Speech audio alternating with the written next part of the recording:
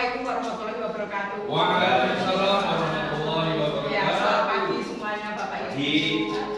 Salam sejahtera, salam sehat selalu, dan panjenengan adalah guru hebat-hebat di SMA Negeri Kerjo. Hari ini Bapak Ibu guru kami undang, saya ini adalah Ibu Reni Panjanina yang ingin menyampaikan berkaitan dengan masalah membangun budaya positif itu yang seperti apa. Jadi membangun budaya positif itu yang seperti apa? Alhamdulillah sekali pada waktu ini panjenengan bisa kerso untuk duduk bersama. Kita akan membahas bagaimana sih budaya positif itu yang akan kita kerjakan, kita lakukan di sekolahan kita yang kita cintai ini. Mestinya berkaitan dengan budaya positif ini nanti akan banyak sekali ilmu pengetahuan yang panjenengan yang dulunya belum tahu menjadi akan tahu. Bapak Ibu semuanya, alhamdulillah sekali bersyukur bahwa pada pagi hari ini nanti kurang lebih dalam 1 jam ke depan kita akan merefleksi diri bagaimana sebenarnya kita itu dalam posisi sebagai guru itu pengontrol siswa yang seperti apa sih yang diharapkan untuk masa kini. Nah, kini kita hadapi bahwa kurikulum kita adalah kurikulum yang merdeka. Jadi segala sesuatunya kita harus bisa sebagai agen perubahan, di mana agen perubahan ini yang nanti ke depannya kita lanjutkan masa depan negara Indonesia. Sebelum saya mulai, saya ingin sedikit sekali melihat bahwa bagaimana membangun budaya positif ini. Bapak Ibu semuanya kepalkan tangan, kepalkan tangan, jangan tidak merdeka loh Pak ya, kepalkan tangan. Kita bayangkan bahwa kepalan tangan ini itu adalah sesuatu hal yang sangat berharga untuk kita, sangat berharga. Jadi membangun budaya positif ini saya gambarkan terlebih dahulu bagaimana perubahan. Ini kepalan tangan ini, dalamnya ini adalah sesuatu yang sangat berharga untuk kita. Dan apabila, nah misalkan Bu Heni akan membuka kepalan tangan dari Bu Nurul, apakah bisa? Coba Bu Heni. Nah, kamu katakan itu adalah sesuatu hal yang sangat istilahnya berguna sekali. Bisa apa tidak? Tidak bisa. Oke, sekarang gantian Bu Heni untuk dilepaskan kepalan tangan Bu Heni, bisa enggak? Nah, juga susah. Tidak bisa. Tidak bisa. Sebenarnya jawabannya ini Pak Widarto. Coba Pak Widarto membuka kepalan tangannya Pak Is, bisa enggak? Enggak bisa. Coba Pak Is. Ya, Pak Is. Sini dong. Iya, sudah.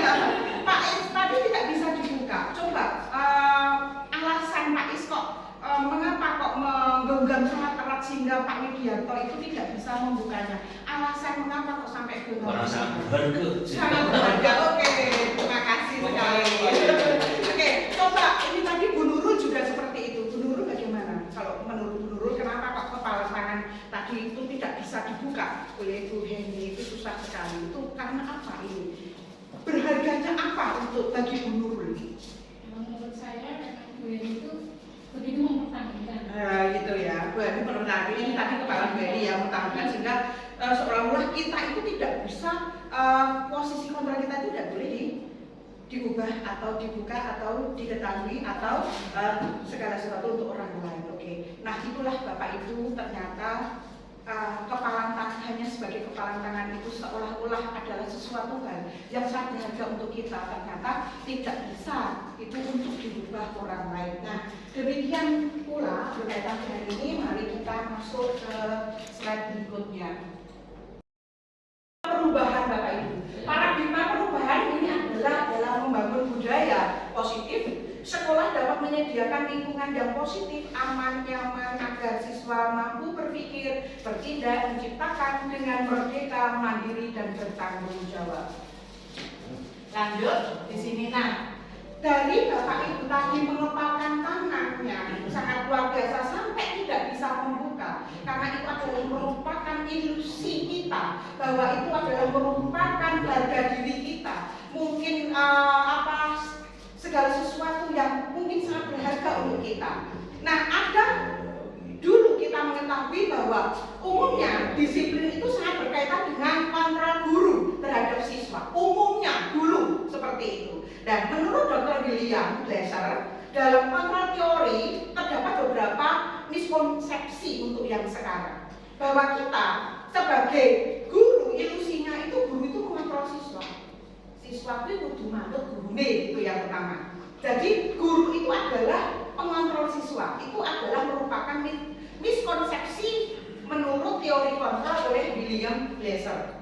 Itu yang pertama. Yang kedua, ilusi bahwa semua penguatan positif efektif dan bermanfaat. Bahwa kita sebagai guru itu mempunyai ilusi pandangan bahwa siswa itu nek manut gurune itu mesti apik, mesti bermanfaat, mesti berefektif untuk mereka gitu. Yang ketiga, ilusi bahwa kritik dan membuat orang merasa bersalah dapat menguatkan karakter. Itu pikiran dulu, miskonsepsi. Bahwa kalau kita berkaitan dengan ilusi bahwa kritik membuat orang merasa bersalah, kadang-kadang seperti itu, merasa orang bersalah. Jadi misalkan anak itu tidak mengikuti kita, nah bagaimana kita akan memberikan nasihat kepada anak itu? Mesti kita membuat orang itu anak itu biar merasa bersalah terlebih dahulu. Nah itu adalah miskonsepsi tentang disiplin yang awalnya kita lakukan seperti itu. Sehingga kita berpikiran bahwa dengan anak itu merasa bersalah, maka dia akan menumbuhkan karakter. Terus yang keempat yaitu ilusi bahwa orang dewasa memiliki hak untuk memaksa. Ini adalah merupakan suatu contoh dalam kehidupan kita, dalam sebagai guru, kadang-kadang dipaksa. Kamu ini harus kena sanksi, kena hukuman. Nah ini adalah merupakan ilusi yang berkaitan dengan disiplin yang dulu kita pernah lakukan. Maka bagaimana untuk yang sekarang? Karena kita sebagai agen perubahan.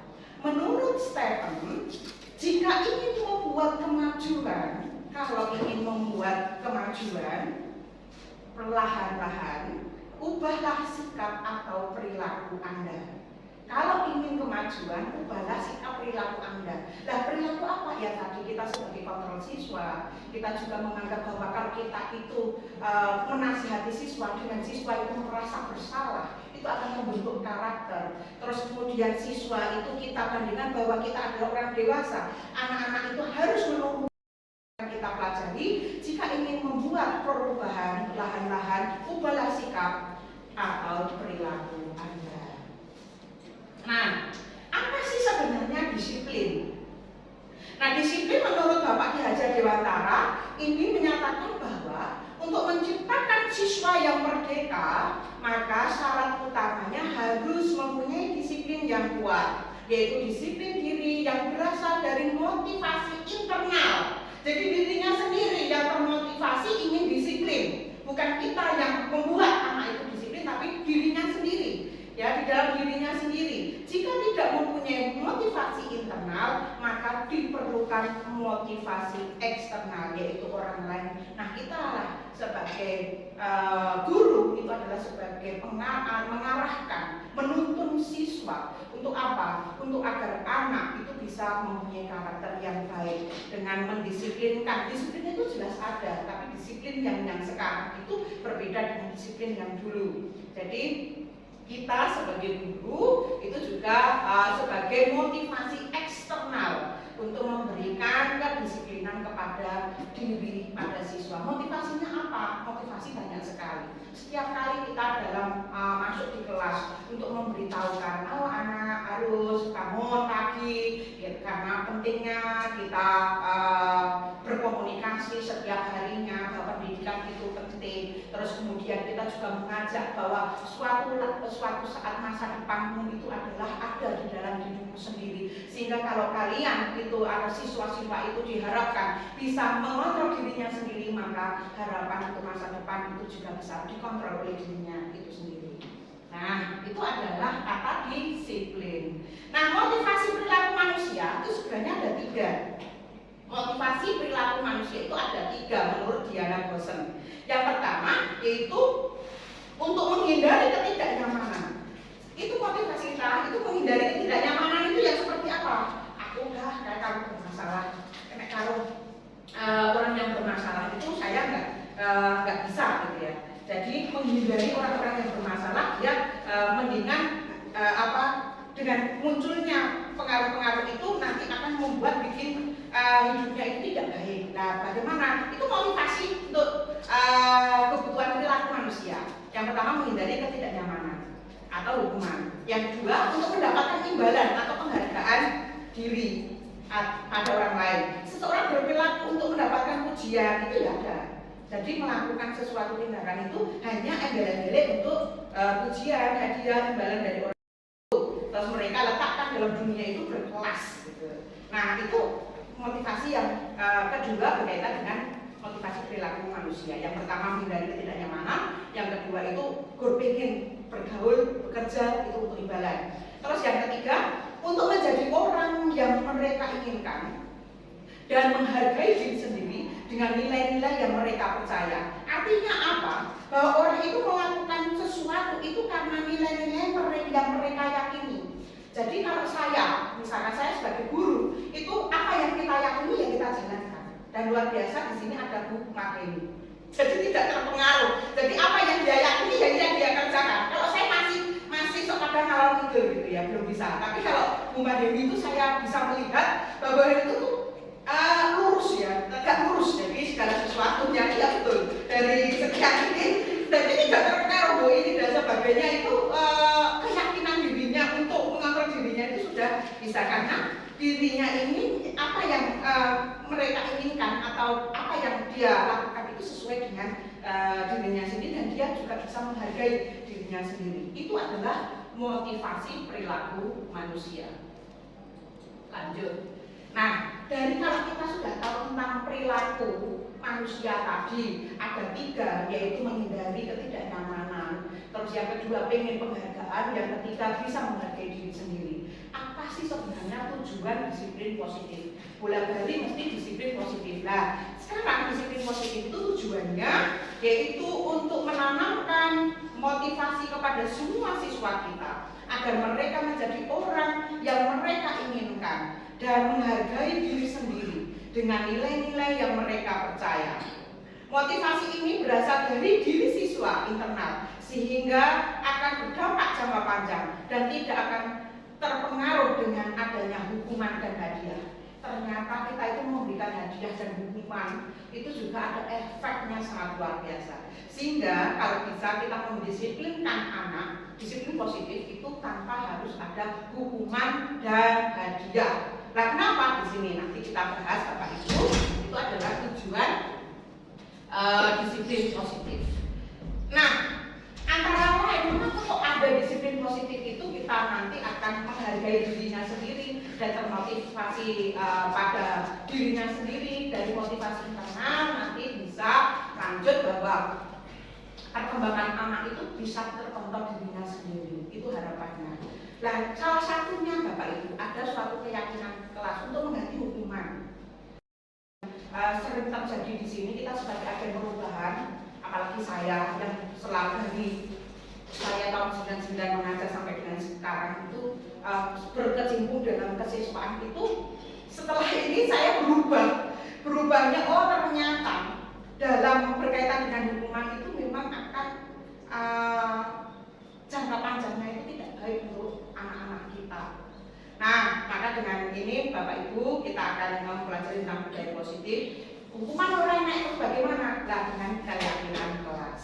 Nah, keyakinan kelas itu apa? Ini adalah nilai-nilai kebaikan atau prinsip-prinsip yang disepakati secara universal. Nah, misalkan ada pandangan, ini nanti bagaimana kesepakatan itu sampai naik dewe kan kita sebagai guru yang mendampingi siswa untuk membuat kesepakatan biar nah itu apa nanti bisa terlaksana. Insya Allah apabila kita terpantau dan sebagainya ia tidak bisa secara frontal, itu harus ada perubahan secara perlahan. Apa saja? Keyakinan kelas bersifat lebih abstrak daripada peraturan. Kalau peraturan kita lihat, kalau dengan peraturan di sekolah ada. Sehingga kalau sudah kelas itu kesepakatan saja. Peraturan itu dibuat oleh sekolahan. Yang berwenang adalah sekolahan. Sedangkan berkaitan dengan masalah kesepakatan kelas itu untuk menghindari hukuman.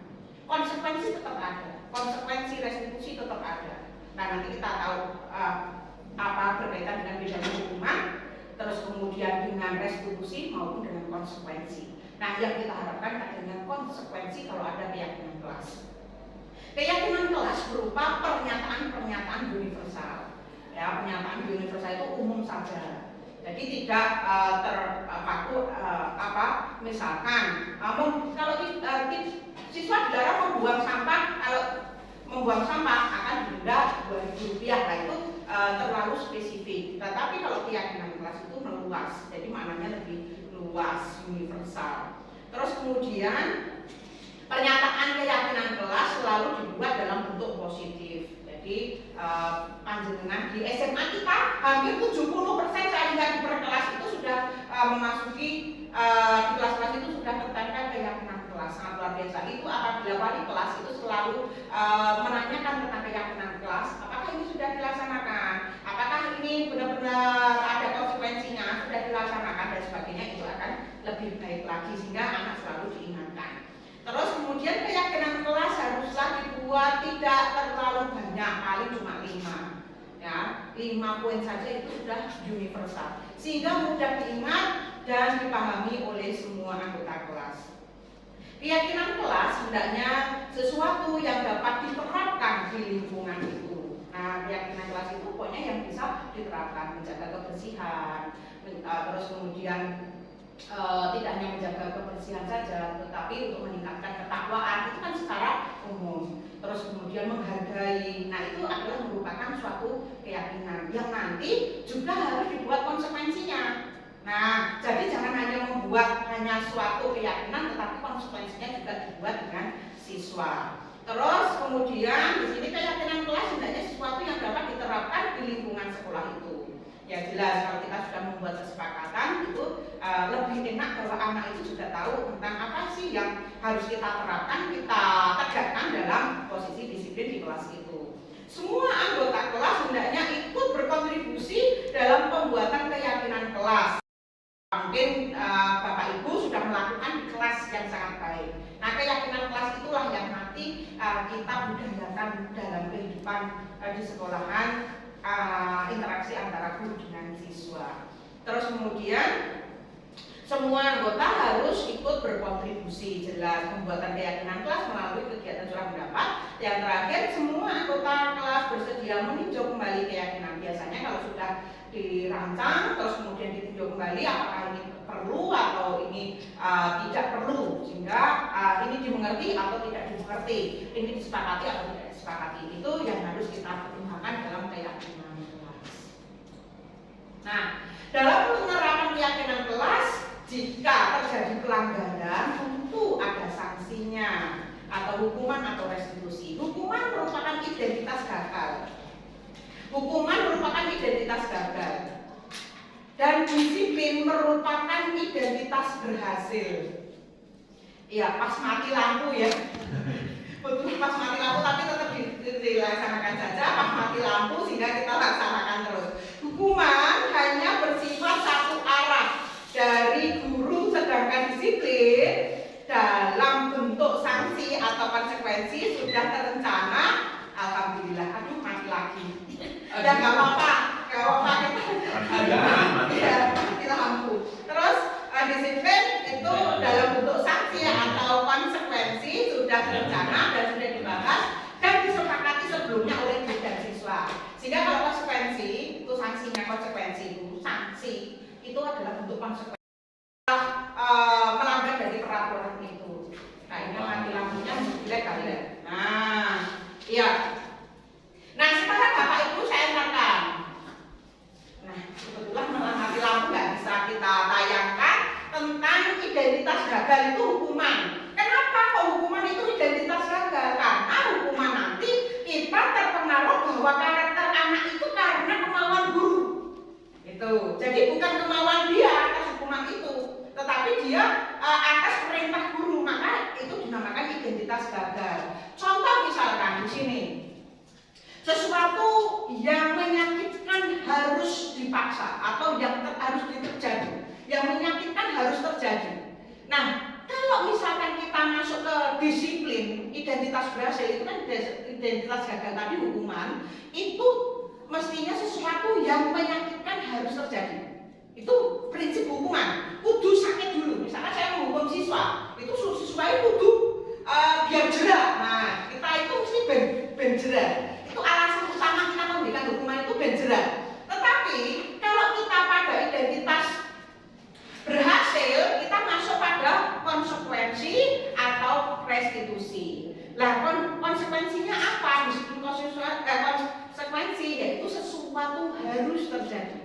Jadi bukan dipaksa, menyakitkan, tetapi sesuatu harus terjadi. Lah sesuatu harus terjadi itu bagaimana? Lah karena sudah membuat kesepakatan, harusnya bagaimana? Itu harus dilaksanakan. Misalkan tidak mau menjaga kebersihan, tidak mengikuti piket atau tidak mau ikut dalam regu piket pada waktu jadwal piket, maka ada sanksi. Konsekuensinya apa? Harus misalkan membayar denda atau masuk kas uang Rp2.000. Nah, itu adalah merupakan konsekuensi yang harus terjadi. Restitusinya bagaimana? Kalau restitusi itu adalah pilihan.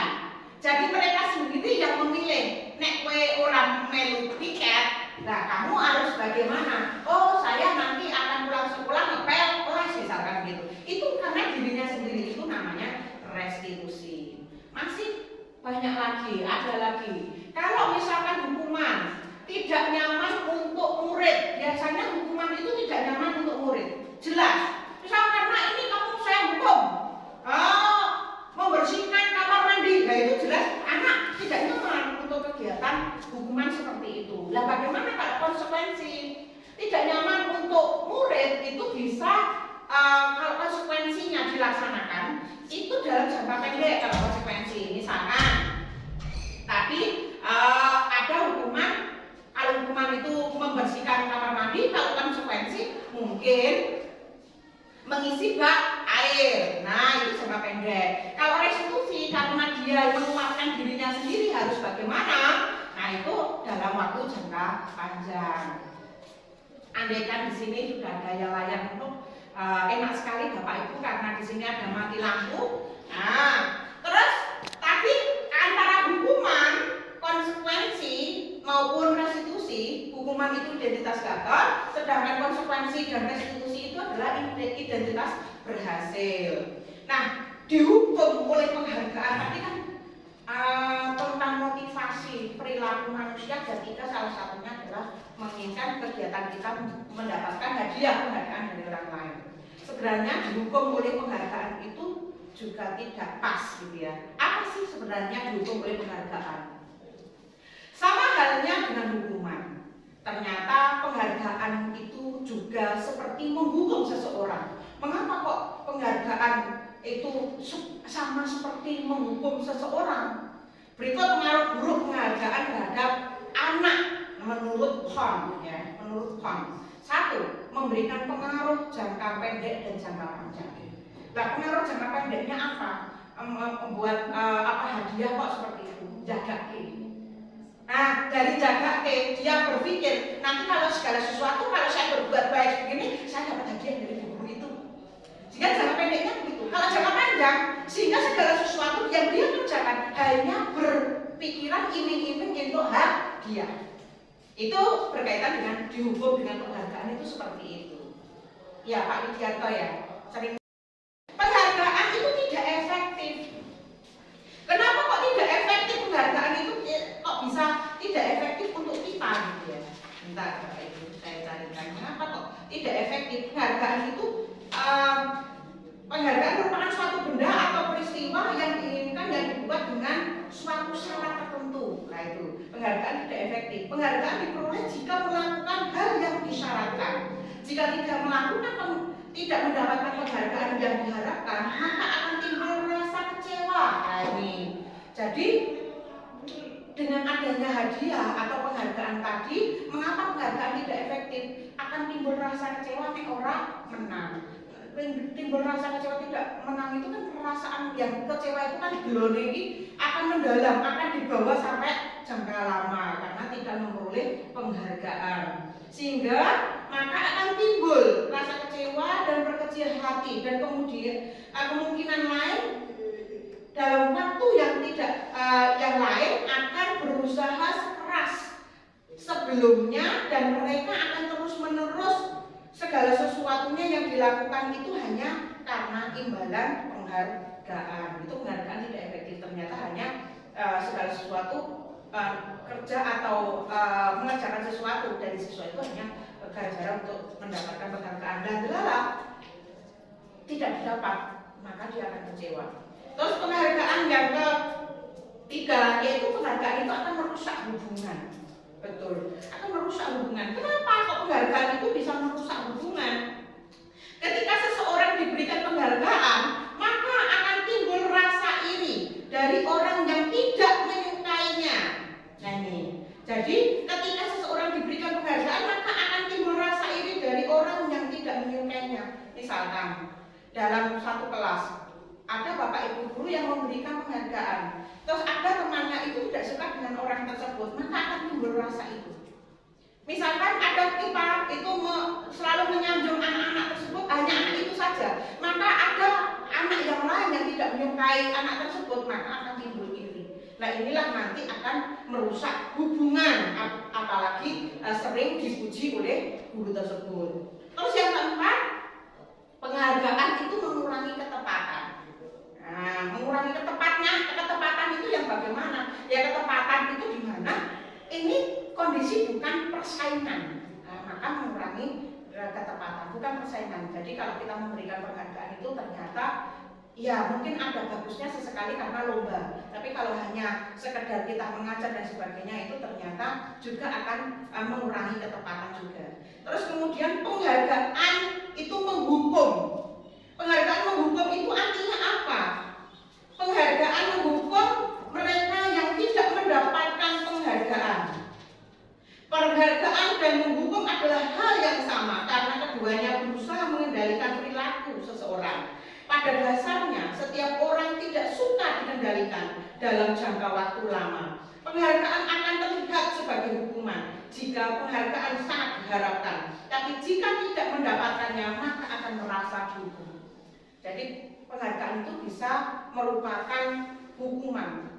Karena apa? Karena segala sesuatunya kita itu hanya menginginkan mendapatkan penghargaan itu. Apabila ada teman yang lainnya itu tidak mendapatkan penghargaan, seolah-olah mereka lah yang kalah atau tidak mendapatkan penghargaan itu seolah-olah dihukum. Jadi harapan-harapan itu akan saling berbenturan dengan satu dengan yang lain.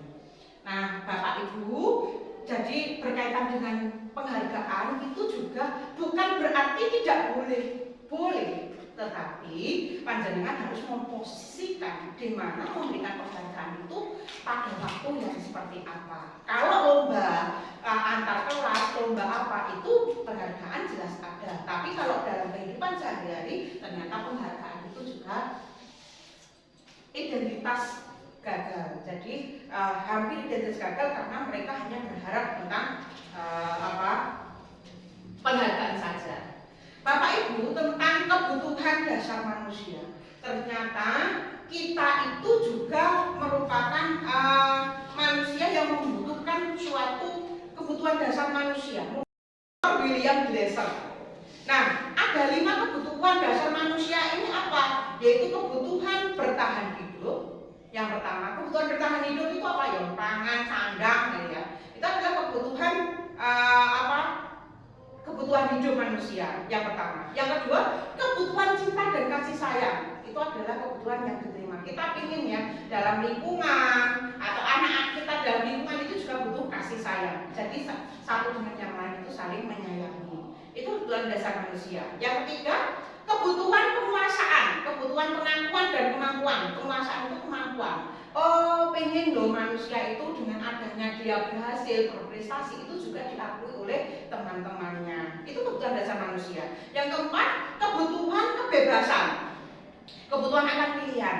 Bahwa manusia itu juga ingin adanya suatu kebebasan.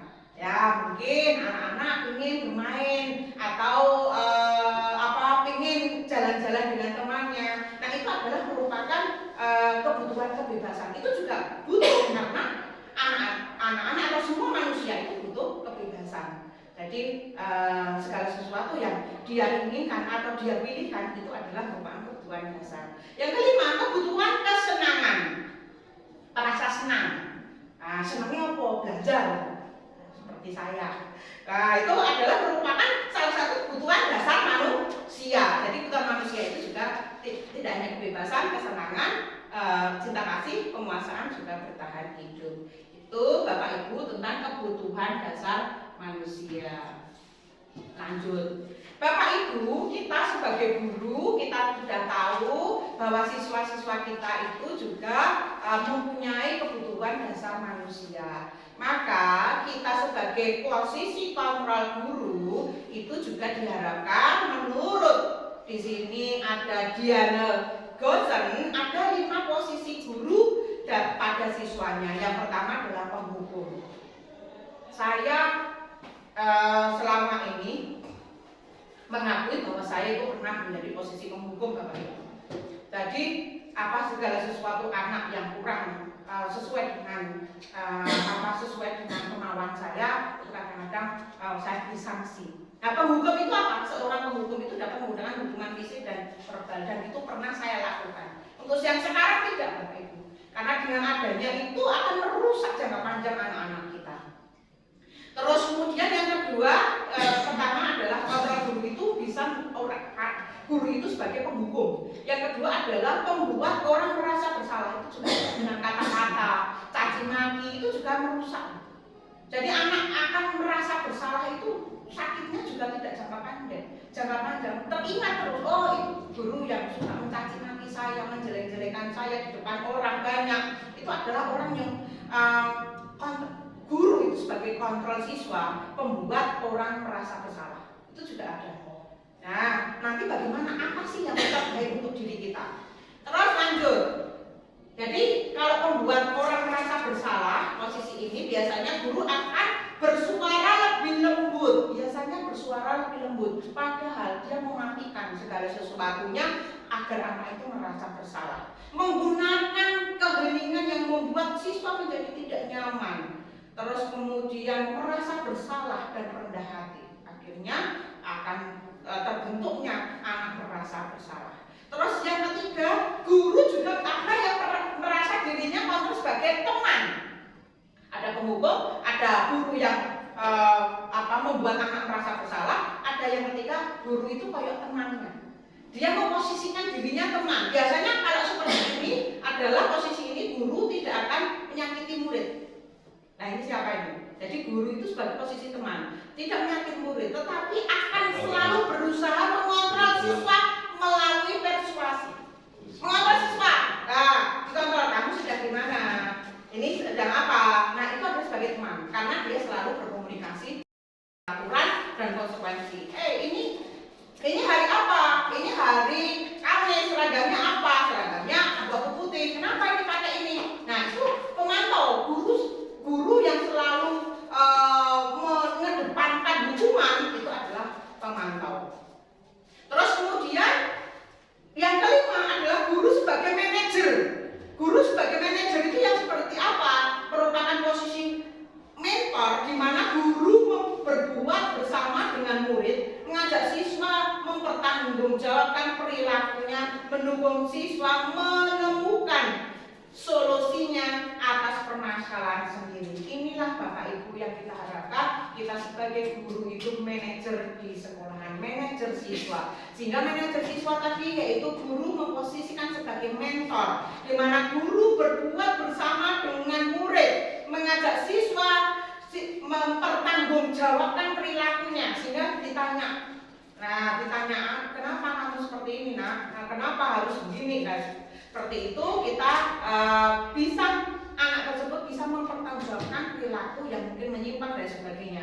Mendukung siswa itu adalah sebagai manajer siswa, menemukan solusi atau permasalahannya sendiri itu adalah kita yang sekarang ini yang kita butuhkan adalah sebagai manajer. Tapi bukan berarti ini salah semua, tidak. Jadi sifat-sifat guru itu sebagai kontrol siswa itu ada yang menjadi penghukum, itu memang ada yang seperti itu. Tapi sebaiknya kita adalah sebagai manajer. Yang menghukum itu nanti bisa, karena kita tadi sudah mempelajari tentang hukuman, itu adalah merupakan identitas gagal ya, sehingga nanti masa depan anak kita tidak bisa setahun itu terus kemudian anak membaik, tidak. Jangka panjang Bapak Ibu.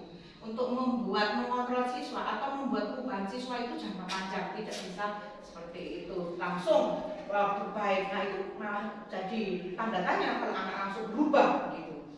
Nah, restitusi itu Bapak Ibu, restitusi ini adalah yang kita terapkan untuk saat ini tentang budaya positif. Restitusi ini adalah merupakan cara menanamkan disiplin positif pada siswa. Cara menanamkan menanamkan disiplin positif pada siswa. Menurut dosen, restitusi ini merupakan proses menciptakan posisi bagi siswa untuk memperbaiki kesalahan mereka, sehingga mereka bisa kembali pada kelompoknya dengan karakter yang kuat. Itu restitusi. Jadi kita memanggil anak, kemarin saya memanggil anak saya yang dikatakan bolos dan sebagainya. Kenapa kamu bolos? Ditanya. Kamu kemana nak? Terus kemudian kenapa bolos? Alasannya apa? Terus kemudian dia bercerita alasan bolosnya kemana dan sebagainya. Apakah itu merupakan perbuatan kesalahan apa tidak? Biar mereka sendiri yang membuat kesalahan dia sendiri, dia katakan sendiri. Bagaimana solusinya biar kamu besok itu tidak melakukan kesalahan yang kamu buat sekarang ini? Itu adalah restitusi. Jadi semoga dengan restitusi ini dapat diharapkan akan lebih baik. Tapi untuk jangka pendek tentunya kita tidak bisa Bapak Ibu. Jadi segala sesuatu kita hanya merubah ini adalah secara perlahan. Dengan adanya itu kita perlahan-lahan anak-anak tersebut. Dengan membuat sikap restitusi ini kita harapkan anak itu akan lebih baik. Nah, adapun ciri-ciri restitusi yaitu yang pertama, bukan menebus kesalahan. Jadi kamu terlambat, berarti kamu keliling lapangan 10 kali misalnya begitu. Nah, restitusi itu tidak, bukan menebus kesalahan, tetapi untuk belajar dari kesalahan. Untuk belajar dari kesalahan itu bagaimana mereka membuat sendiri kesepakatan untuk dirinya sendiri. Terus kemudian, dan nanti bagaimana kalau itu tidak ditepati, buatlah suatu perjanjian. Nah itu, jadi ini Bu BP ini biasanya ya yang mengambil ya Bu ya. Jadi ini berkaitan dengan ini bisa istilahnya bisa untuk acuan. Oh, kamu kemarin sudah punya kesempatan, kamu sendiri dulu yang membuat, kamu yang mengingkari, bagaimana ini? Nah seperti itu. Restitusi memperbaiki hubungan yang dulunya mungkin takut dengan gurunya, seperti saya ditakuti misalkan. Lah terus bagaimana menjadi sahabat? Bisa menjadi ini perbaiki hubungan dengan siswa itu dengan restitusi. Ini adalah tawaran bukan paksaan. Kalau tawaran kamu sudah kesalahan begini, bagaimana nanti seperti ini gitu. Terus kemudian dia akan membuat kesimpulan sendiri, membuat perjanjian dia sendiri, membuat keyakinan dia sendiri untuk berubah. Restitusi menuntut untuk melihat ke dalam dirinya sendiri. Restitusi juga mencari kebutuhan dasar yang mendasari tindakannya. Kenapa bolos? Kenapa ini? Karena orang tua ya tidak memperhatikan dan sebagainya, sehingga ada peluang untuk itu. Nah ini kita akan tahu dari mana ya dari cerita anak tersebut. Nah maka kita akan menggali. Oh anak ini kenapa kok seperti ini? Ternyata begini gitu. Terus bagaimana solusinya? Kita harus mencari tahu untuk tindakan-tindakan selanjutnya. Restitusi diri adalah cara yang terbaik. Restitusi fokus pada karakter, bukan tindakan. Nah, bola bali ya selalu kita mengedepankan karakter karena pendidikan kita adalah berpusat pada siswa. Jadi segala sesuatu kita mengedepankan segala sesuatu dengan karakter, bukan tindakan. Terus kemudian restitusi itu menguatkan anak yang memiliki, jadi didampingi. Memang tidak istilah waktunya itu secepat pada waktu hukuman. Oh, kalau kamu salah berarti hukumannya ini pusat, gitu ya. Tidak, itu kan cepat. Tapi kalau restitusi itu memang harus bercerita anak tersebut. Lah apa bisa tuh Bu, kita muridnya ada 900 siswa, terus kemudian segala sesuatu. Ya kita harus mencari waktu untuk segala sesuatu bagaimana anak tersebut bisa kita dampingi. Seperti apa kita menyaksikan dengan restitusi. Kumpulkan dari satu, kita buat mereka itu merasa bahwa apa yang dia lakukan itu adalah merupakan suatu kesalahan. Terus dan mereka akan membuat suatu kesepakatan untuk dirinya sendiri. Restitusi mengembalikan siswa yang berbuat salah. Nah, jadi mengembalikan siswa yang berbuat salah pada kelompoknya. Kelompok nanti minta maaf. Nah, sehingga akan kembali pada siswanya itu sendiri. Lanjut. Tidak ada gambar, sebenarnya saya gambarkan itu segitiga restitusi. Ada 3 poin yang harus kita lakukan dalam pengembangan segitiga restitusi Bapak Ibu. Jadi dalam teori restitusi itu penggambarannya oleh bosan itu adalah segitiga restitusi. Yang pertama itu harus validasi tindakan. Validasi tindakan itu ditanya pada siswa, contohnya, kamu kemana hari ini? Terus kemudian sedang apa kamu? Sejauh ini kemana anak tersebut? Nah itu adalah validasi tindakan. Yang kedua yaitu menstabilkan identitas. Jadi dia harus distabilkan identitasnya itu seperti apa? Menstabilkan identitas itu yang seperti apa? Ya, dari perbuatan tadi dia akan mengorek dari kesalahan-kesalahannya itu menstabilkan identitas. Sebenarnya dia itu anak yang seperti apa?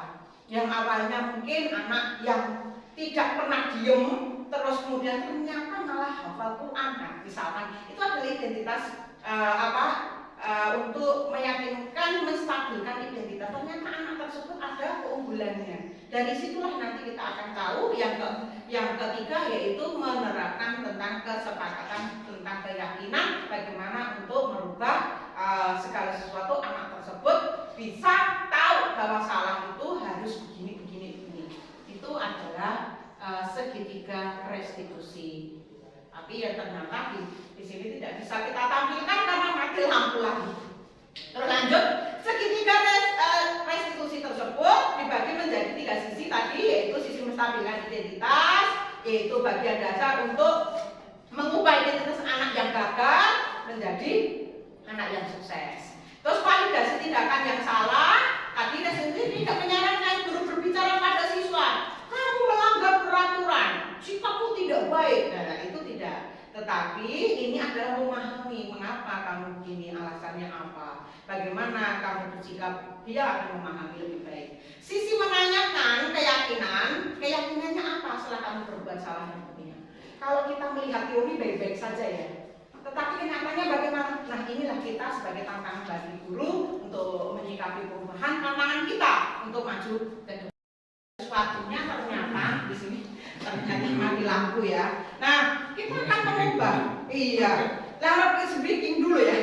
Oke, itulah tadi tentang budaya positif yang saya sampaikan Bapak Ibu. Bahwa kita dalam mestinya sudah tahu bagaimana tentang disiplin positif. Penting Bu, Bapak, bahwa disiplin positif itu yang seperti apa sehingga kita bisa mengetahui oh ternyata bahwa kebutuhan dasar manusia itu seperti ini. Dan perlu Bapak Ibu ketahui bahwa panjenengan tadi posisi kontrolnya ada 5.